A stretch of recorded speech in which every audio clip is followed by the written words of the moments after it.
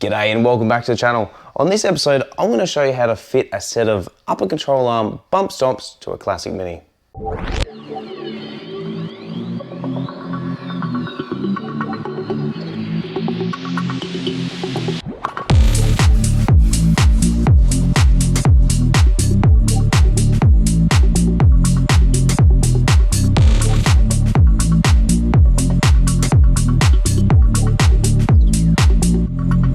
So working on a classic Mini, you will require a set of jack stands and possibly a low profile jack. Always ensure that when jacking up a vehicle, it is on a flat and level surface. Never jack up a vehicle that is on a slant whatsoever, because you do run a high risk that it is going to roll away and it's going to fall off the jack stands, causing serious injury and or death.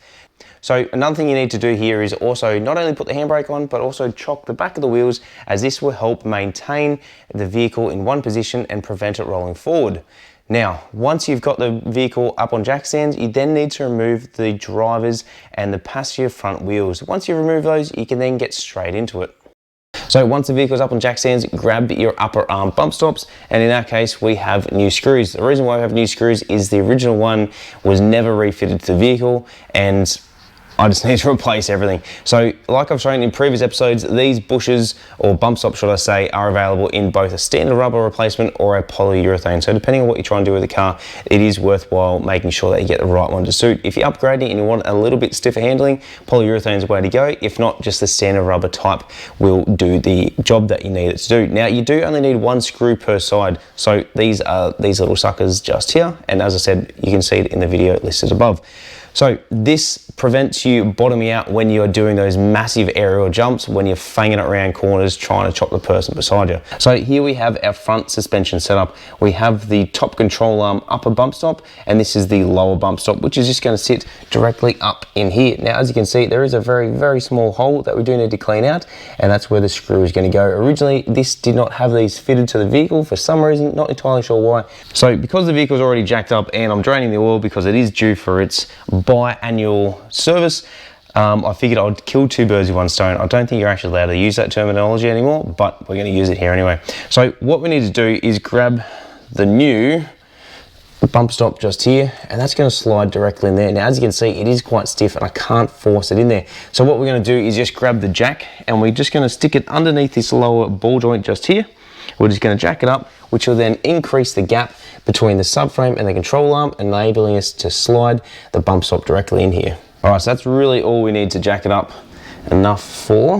We'll just grab the control arm bump stop. I'll just sit directly in there, just like that. Fabulous.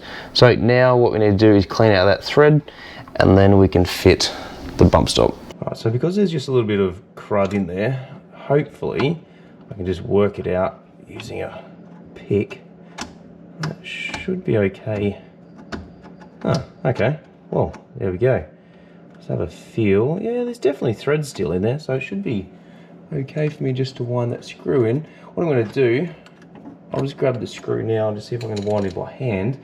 If not, then I'll grab a Phillips head and we can just wind it in turn by turn. It's hopefully it should be clean enough for it to start up in there. Now for this application, I'm just going to use a stumpy Phillips head screwdriver, and then hopefully that'll give us enough room to be able to twist it in there and get the screw back into it. So that seems to be going fairly well at the moment. Let's see if we can get it far enough in where we can ensure. Oh yeah, cool. So that's pretty much gone through now. So I just had a little bit of burr in there. So what we're going to do now is just remove that screw. Okay, so we take that out. We grab our bump stop. We slide it in there, just like that. And then we're going to grab the screw and the screwdriver again.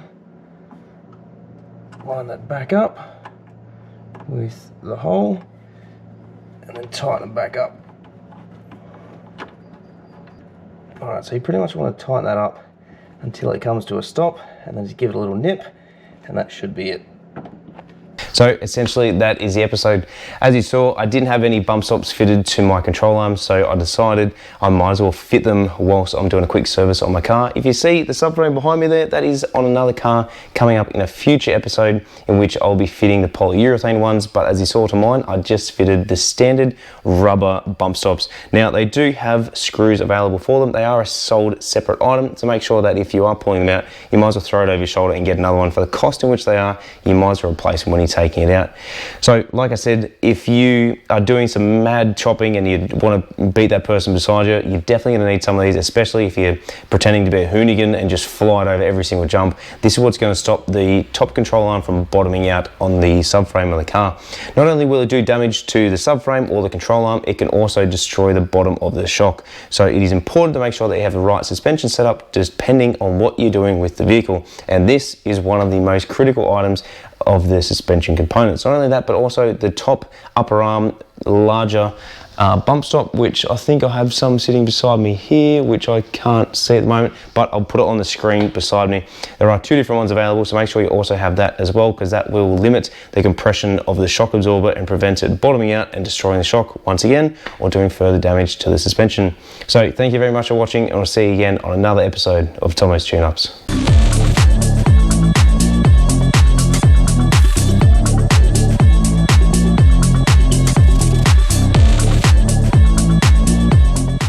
Hey, I'm back.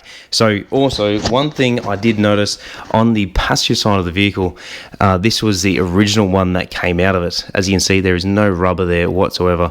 So the driver's side didn't have one fitted. The passenger side had pretty much worn away completely. So it is worthwhile noting down that if any parts are missing on your car, whilst you're doing a service or doing any sort of repairs, make sure that you upgrade them. These are a pretty easy thing to do, especially having the car just on jack stands. You can pretty much do it one-handed, depending how strong you are or how flexible you are as well. So yeah, just worthwhile noting that if it looks like this, chances are it probably needs to be replaced.